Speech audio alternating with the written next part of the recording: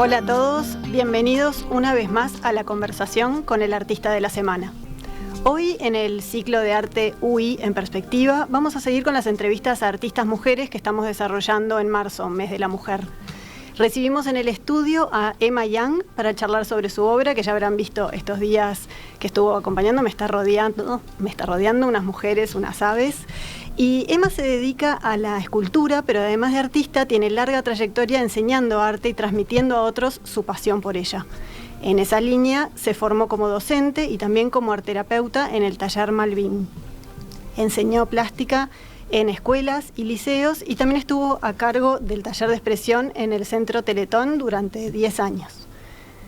Pero vamos a dejar que Emma nos cuente más de su arte y charlar con ella para conocer también las historias detrás de sus personajes. Bienvenida, mucho gusto. Hola, mucho gusto. Gracias por tenernos, por estar hoy acá, por acompañarnos.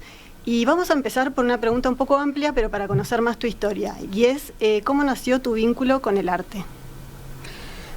Bueno, primero que nada, gracias a ustedes por invitarnos a los artistas a participar de esta posibilidad de hacerlo visible, porque como digo, yo estoy un poco en mi taller, en mi cueva, y bueno, y estas son oportunidades para poder compartir con la gente, ¿no? Que puedan conocer lo que uno hace. Bueno, ¿cómo nació ese vínculo con el arte? El vínculo con el arte, bueno, un poco como creo que tiene como varias puntas ese tema, porque creo que hay una parte que la traemos, que ya venía conmigo, que es el tema de la creatividad, el tema de la búsqueda, de la curiosidad, como que eso siempre estuvo presente desde niña, en los juegos, Eran muchos en tu casa, ¿no? Éramos 7 hermanos en casa y bueno, siempre daba para hacer un escenario de juegos, y por lo general era yo la que inventaba o la que armaba y también mis hermanos como que acompañaban, seguían por lo menos los más seguidos, y a las maestras, a la misa, a lo que fuera, siempre era yo un poco la que creaba el escenario y las cosas que había que decir o hacer. ¿Era cosa de todos los días, las manualidades, las artes en tu casa? Bueno, sí, después llegó un momento que sí, desde chicos sí teníamos como que se hacían cosas en casa, pero sobre todo mis padres empezaron a hacerlo más firme cuando, por un tema económico, mi madre empezó con una venta de telas, era una casa grande, en el fondo había un garaje arriba, bueno, era la venta de telas. Después pasó a tener una boutique abajo, con cosas de decoración, y después empezó a incursionar en hacer ella pesebres con una persona del barrio muy querida que le enseñó las técnicas con masa, con papel. Y bueno, y esos pesebres en ese momento fueron un éxito, y se empezaron a hacer en serie. Participaba mi padre, mi madre, y armaron el taller arriba del garage. Y bueno, y después de eso pasó a... ¿Y ahí metías mano también o no? Ahí no, solo me fascinaba como observadora, pero ayudábamos, nos pedían, porque ya era como en serie, no era tanto expresarnos, sino, claro, que era como ayudar a pegar las tablas o las cabecitas, siempre. Yo no era de las que más participaba en la ayuda, tengo que confesar, pero siempre estaba ocupada en otras creaciones, pero sí todos colaboraban, sobre todo mis hermanas menores. Y después también siguió el tema de las artesanías que se vendieron en grandes tiendas muy reconocidas acá de boutiques en Montevideo y en el interior. Y ellos trabajaban con la corteza del bananero, Entonces había que ir a juntar las bananas, las cáscaras, cortarlas, plancharlas, ponerlas abajo de la alfombra. Tenía todo un proceso. Un ¿Y proceso. dónde las juntaban? ¿En el barrio? En el barrio, en casas donde había bananeros. Bueno, todo el mundo tenía que avisar donde había un bananero, y le avisaban a mi madre o a nosotros, íbamos a ayudar. Y ahí salían todos. Y de ahí salíamos, exacto. Después mi padre puso un taller en uno de los cuartos de la casa donde hacía toda la parte de los marcos, las maderas, espejos, también trabajaban con espejos. Y bueno, a veces nos pasa la alegría de ir a casas de amigos y encontrarnos con artesanías que hacían ellos, que hacían nuestros padres.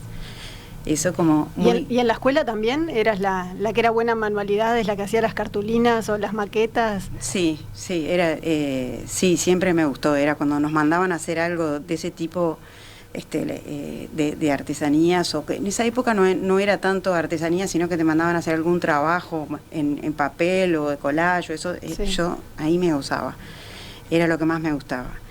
¿Y lo veías como una posible vocación?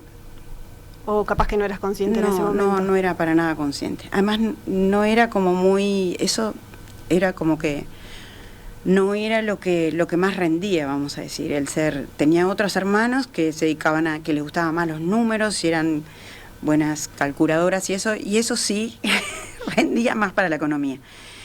Pero siempre estuvimos... Después hicimos como... Nosotros, como hermanas, hicimos billeteras para vender, que tenían como un juego de cintas ahí con los billetes. Yo hacía manzalocos. Siempre estábamos haciendo como cosas para juntar plata, ya sea para nosotros o ayudando a lo que hacían mis padres.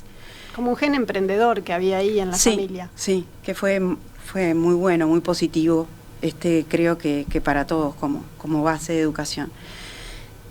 Pero... Y bueno, y después yo me perfilé más, cuando terminé preparatorios, como que no sabía mucho qué hacer, porque mi perfil era más la psicología, el arte, la agronomía, la naturaleza también siempre estaba ahí. Pero es como que... ¿Y ahí qué resolviste hacer? Y ahí resolví hacer un poco porque era lo que sentía que se me pedía, o lo que realmente más importaba. Era lo económico, entonces me puse a hacer un secretariado. Hice un secretariado rápido y entré a trabajar en un estudio contable.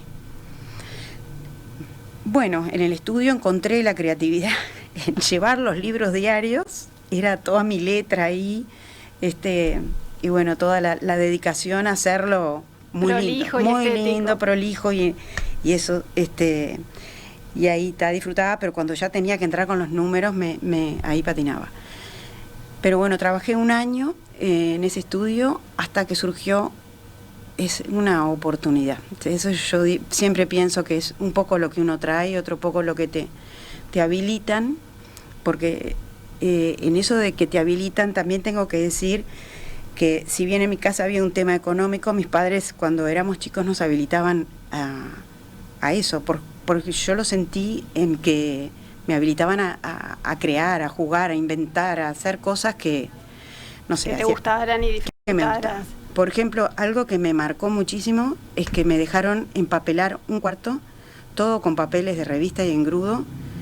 Yo creo que hasta el día de hoy no me lo creo. ¿Cómo me dejaron empapelar todas las paredes de ese cuarto? Y bueno, ese cuarto era como el refugio. Mi lugar, el refugio, era impresionante.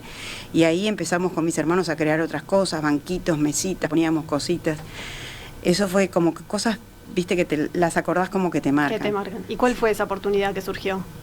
Cuando estabas la que surgió después, cuando estaba en el estudio, la oportunidad fue de un colegio, de una prima que me invitó a trabajar en un colegio.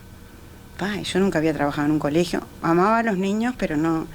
Y bueno, y fui de auxiliar docente 2 años, y después ahí también fue como que vieron que yo tenía como una tendencia al tema de la plástica y el arte, y me propusieron hacer, en esa época eran manualidades con todo primaria y liceo.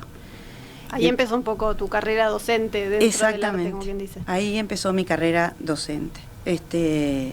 Y bueno, era como un poco lo que yo traía y un poco lo nato, y esa creatividad, hacía cosas con tarros de detergente, juntaba, porque eran grupos de 20, 25, a veces menos, pero tenía que juntar 20 tarros, 20 cosas, y allá cargaba, pero feliz, ¿Disfrutabas la docencia? ¿Es una parte del proceso creativo que te gusta? Muchísimo. Además, los chicos cuando yo entraba a la clase aplaudían porque ellos disfrutaban tremendamente de ese espacio como más liberador. Hasta cambiaba la estructura de la clase y bueno, y hacían muñecos, de todo. Cosas que se pudieran llevar y que ellos pudieran disfrutar en la casa también. Y eso fueron años y después en otros colegios también. El estudio contable marchó.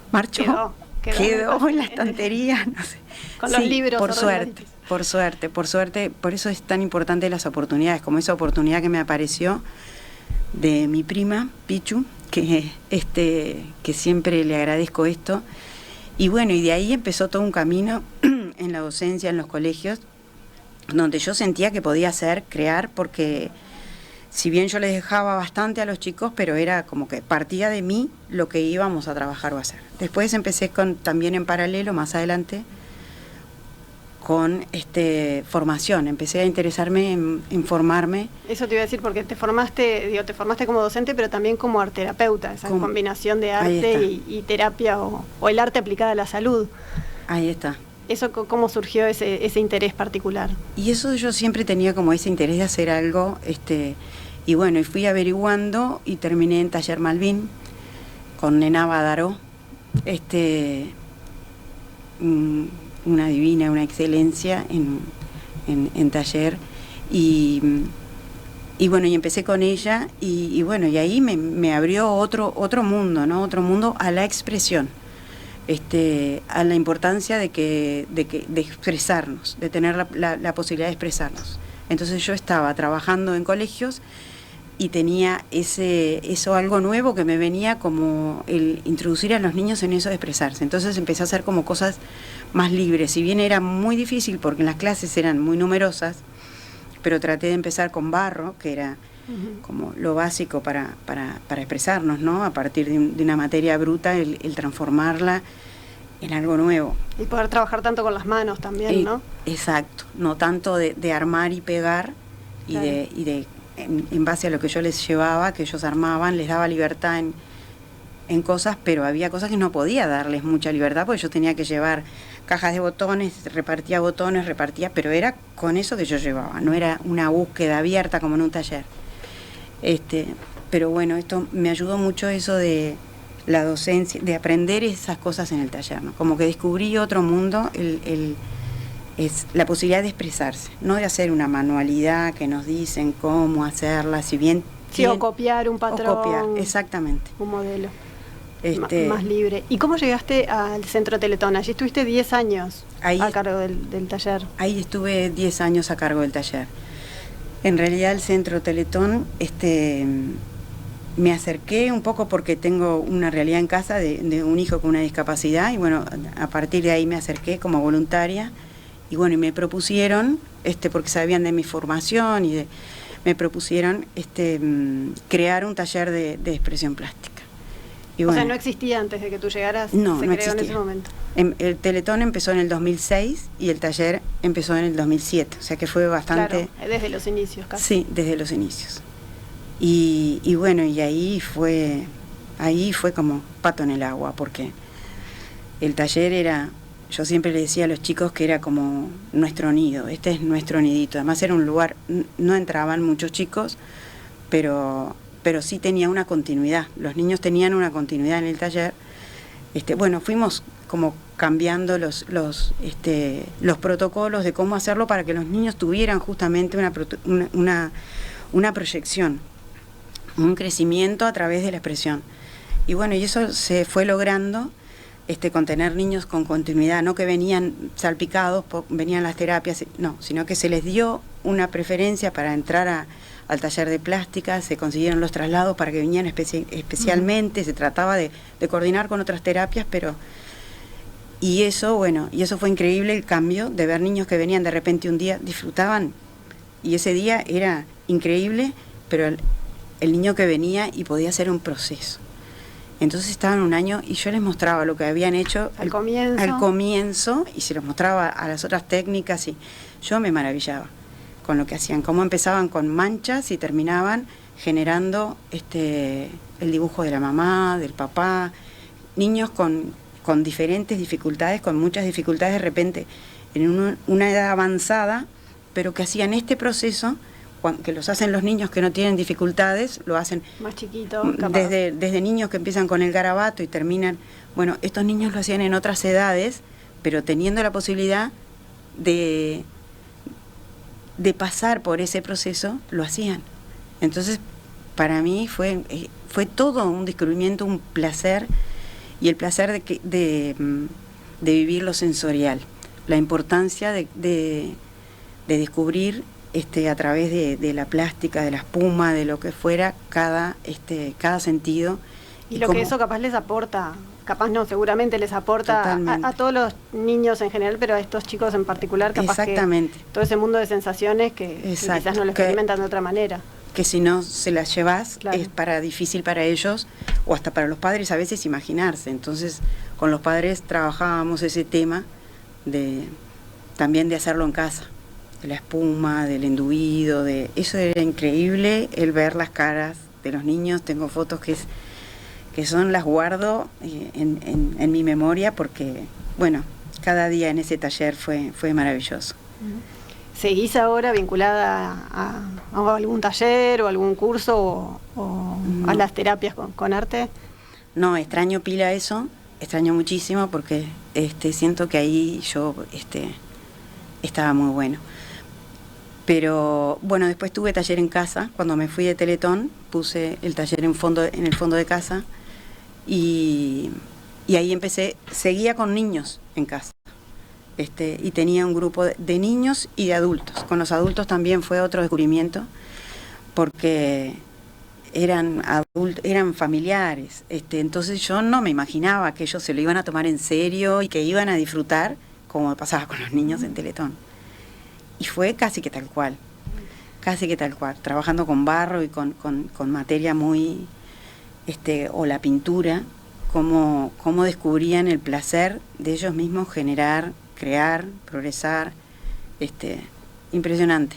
Vamos a ir a una tanda, pero antes me quedo con unas imágenes que dijiste, un nido cuando te referiste al taller en Teletón, y también como un refugio en aquel cuarto empapelado con engrudo. ¿Cómo describirías tu estudio del que estabas hablando recién hoy, tu taller? En mi taller, y es como mi nido, mi resguardo. Podemos buscar sinónimos, pero siento lo mismo que en aquella pieza empapelada o en ese taller en Teletón. Siento lo mismo en mi taller, aunque tiene una diferencia de que aquí estoy sola. Claro. Y también se dan otras magias, otras cosas, otros crecimientos, ¿no? El estar sola. Ahora a la vuelta de la tanda me vas a contar más del taller y de los personajes que nacen ahí. Dale. ¿Sabías que con las tarjetas de crédito Mastercard Bro Recompensa, tu dinero vuelve a vos? Es la única que te devuelve plata cada vez que compras, a través de un programa de lealtad, en donde generás puntos que equivalen a dinero real, para comprar donde y cuando quieras, además de contar con beneficios exclusivos en los rubros más relevantes para tu día a día, que podés ver en beneficios.bro.com.uy. Pedí tu Mastercard Bro Recompensa al 21996 000 o en recompensa.bro.com.uy. Con tu tarjeta Mastercard Bro Recompensa, todo lo que das vuelve. Banco República, nuestro banco país.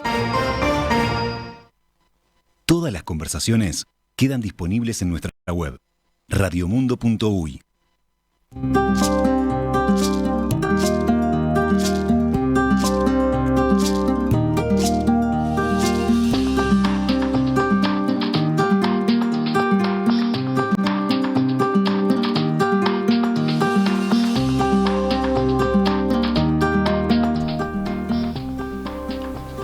Volvemos, estamos con Emma Yang conversando este mediodía de jueves.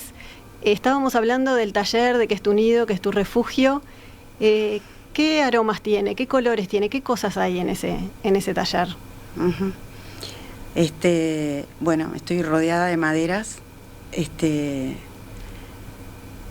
hay mucho olor a madera, hay olor a acerrín,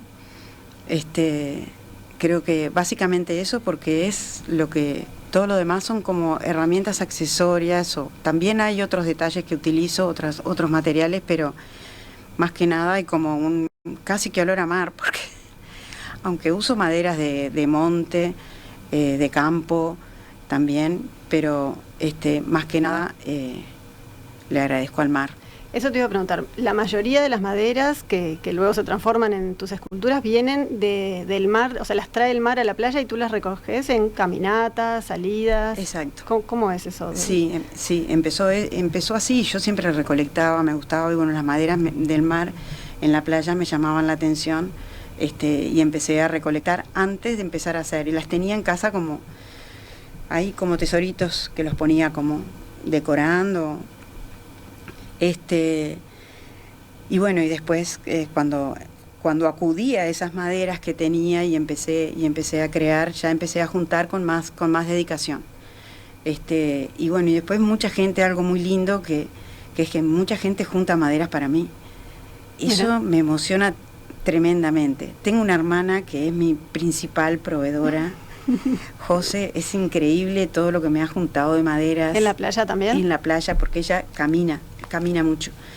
Y entonces, y llevamos bolsos, a veces salíamos juntas y llevábamos bolsas, y hasta llegué a llevar algo con cuerda para poder cargar. Sí, y esa parte de la recolección también es muy lindo, también es muy placentero, porque es como que vas caminando y estás esperando a ver con qué te vas a encontrar, y el descubrimiento de cada madera, hay algunas que son increíbles, pero todas. ¿Tú dijiste alguna vez como que las maderas, las piezas que vas a encontrar, como que te hablan, te dicen cosas?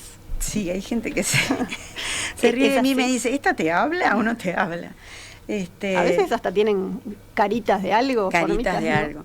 Claro, yo digo que me hablan porque a veces las levanto y digo, yo veo, me está diciendo como hace un pájaro conmigo. Es como una forma metafórica de decir lo que yo veo en esa madera, porque a veces le pregunto a algunas personas y dicen, ven otras cosas. Eso está bueno también. Claro, eso es lo bueno, que cada uno vea lo que siente, lo que le transmite, lo que le inspira. Pero a mí esas maderas me inspiran por sí solas. Y muchas de las piezas que haces son pájaros, son aves de distinto tipo. ¿Por qué? Bueno, yo no sé si es porque me gustan tanto los pájaros, porque siempre quise volar. Siempre tengo el recuerdo de Hermano Sol, Hermano Luna, de esa película que me acuerdo que me impactó, cuando se tira a volar desde allá arriba. Me quedó como esa imagen, qué placer de volar, y veo en los pájaros esa posibilidad de volar, de viajar.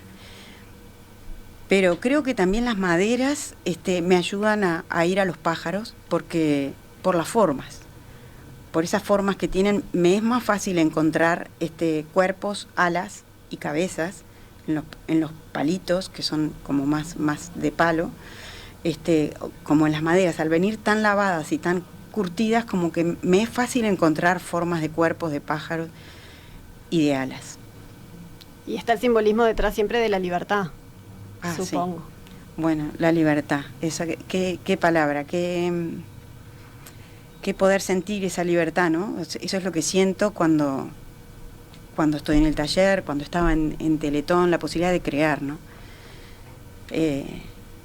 Eso tiene mucho que ver con lo que hago, con lo que me pasa, soy tan libre de poder crear con esas maderas, que las pongo en las cajas y empiezo a seleccionar y a buscar, y eso es como... ¿Y cuánto te lleva el proceso de armar una pieza, por ejemplo? El proceso de armar una pieza me lleva un pájaro. Lo que pasa es que yo soy muy detallista. ¿O haces varias al mismo tiempo, capaz? No, sí, porque se va pegando algo, lo presiono, lo aprieto, lo dejo presionando y agarro otra y paso a otra cosa. Pero voy mucho en los detalles, y a veces dejo una obra y no me gusta y la vuelvo a traer, o se me ocurre otra cosa para agregarle. Por ejemplo, en las muñecas me pasa mucho. Te iba a preguntar si la figura humana es más difícil, es más desafiante. Sí. ¿O te lleva más tiempo? Bueno, no sé, porque en los pájaros también tengo que ver una perspectiva del tamaño del cuerpo, las patas, la cabeza, que haya como una armonía, ¿no? Y en los cuerpos también a veces me cuesta la armonía del tamaño de la cabeza con respecto al cuerpo. Tomo todas las medidas, pero claro, las maderas me llevan a determinada forma, por ejemplo, los cuerpos. Entonces después tengo que ver, claro, los rectangulares, de qué tamaño los brazos o las piernas, de que he sacado piernas, he puesto otras, cabezas, saco cabezas, pongo Veo otras. que para las cabezas usás cucharones, o por lo menos en las mujeres que nos acompañan hoy sí, en el estudio. Es que eso fue otro descubrimiento, porque el hacer las cabezas con la madera, yo trato de no transformar demasiado lo que encuentro, pero para hacer cabezas yo tenía que transformar mucho, lijar muchísimo un trozo de madera para que tuviera forma de cabeza. Eso Capaz quedaba muy pesado también. Muy pesado y me daba mucho trabajo de lijado, que yo tengo problemas de artrosis y bueno, entonces busco todo lo que sea, las herramientas que me ayuden, todo eso. Y bueno, cuando descubrí las cucharas, y además me gusta porque me gusta reutilizar, el resignificar como las maderas, también elementos que aparecen antiguos, como elementos de hierro que ya no tienen utilidad. ¿Que esos también los encontrás o son cosas que tenés en tu No, taller? eso también lo encuentro, voy buscando, voy en la calle, es impresionante. Voy mirando para abajo a ver si encontré las tapitas de Coca-Cola aplastadas, y al principio usaba eso como para algunas cosas. Todo lo que encuentro en la calle, desechos o las volquetas, en todos lados. En todos lados. En todos lados. Y contame, porque algunos de los personajes, contra la ventana tenemos una catedral y tenemos al Canillita también, que es hermoso, y algunos tienen nombre y algunos tienen nombre y apellido. ¿Cómo los nombrás después de que están terminados o por qué? Bueno, los nombres también, como que me preocupaba no ponerle cualquier nombre, porque sí, la Catedral del Mar, por ejemplo, porque me inspiraba mucho. Hay otra que era Catedral del Mar, que se fue, es que la vendí, que era muy hermosa, era porque además tenía luz adentro, y eran esas maderas, como esta catedral, que esas maderas como que casi no las tuve que tocar, como que hice un ensamble de maderas y formé esa catedral, y había una madera que tenía como una cavidad y ahí iba una vela. Esa se llamaba Catedral del Mar, y esta es la Catedral del Mar 2 porque me inspiran, por eso le puse el nombre de Catedral del Mar, porque esas maderas, y además me hizo acordar a la Catedral del Mar, que leí la historia de la de Barcelona. ¿Y estas que son Nicolasa y Damiana? Nicolasa y Damiana, bueno, también ahí busqué nombres de mujeres que hubieran tenido algo que hayan hecho en la historia como mujeres, que hayan quedado como un legado para la humanidad de alguna manera o para un pequeño grupo de personas. Y bueno, busqué mujeres latinas, mujeres uruguayas, no, mujeres de América, y encontré en ellas como por ejemplo, en una de ellas es la lucha por la tierra, por su lugar ancestral, por su tierra ancestral, y en otra de ellas por el lugar donde vivía, también que las desalojaron y las mandaron al borde de la ruta a vivir, y ahí, bueno, tuvo un accidente la familia y bueno, quedó como esa historia de mujeres que han luchado en este caso, por un lugar. Alguna conquista. Algo tan importante. O algún mojón. Claro, exacto. Perfecto. Bueno, se nos termina el tiempo, nos quedaron muchos temas por conversar, pero la obra de Emma Young va a estar acompañándonos unos días más en el estudio. También pueden volver a escuchar o a ver la entrevista en la web y en las redes de Radio Mundo. Seguir a Emma en Instagram, que no nos dio el tiempo de mencionarlo, pero ahí no está sola como está en el taller, está ayudada por una de sus hijas. Así que ahí también pueden ver la obra y la participación en algunas muestras individuales y colectivas. Y bueno, los invito a que visiten las redes de la radio y de la artista, y allí también pueden dejar sus comentarios, hacer preguntas, y nos volvemos a encontrar el jueves que viene. Muchas gracias a todos. Gracias, Emma, por estar acá. Muchas gracias a ustedes.